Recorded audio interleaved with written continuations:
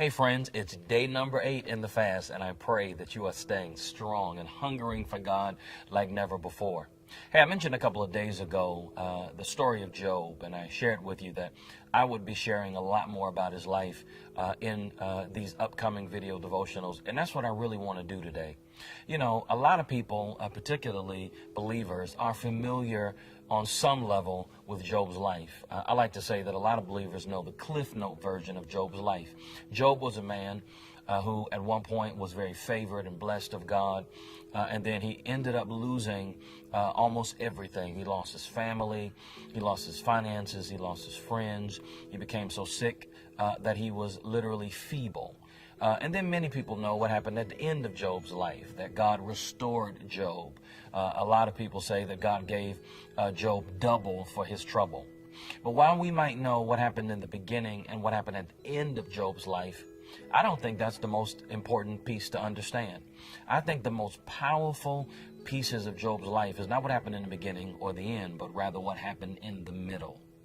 In the middle of Job's life, after he lost his family and his finances, and he's feeble, he's so sick that his friends almost don't even recognize him, Job says something that I think is extremely powerful, and I want to share it with you.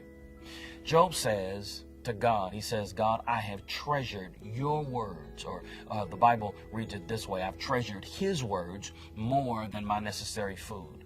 So right in the middle of all of that catastrophe and calamity, guess what? Job begins to fast.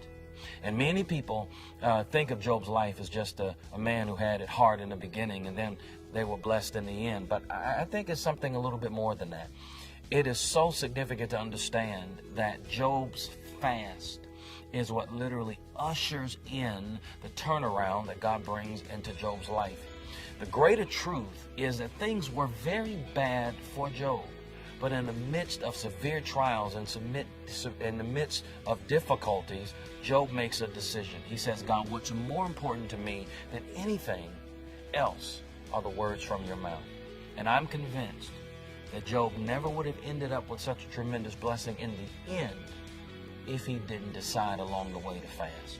So today, keep Job's story in mind and keep it in mind over the coming weeks. And I pray that over this period of fasting that you would decide to be like Job. And I pray that you would desire God's word more than food itself and watch the kind of astounding blessings that God will bring in your life. God bless you.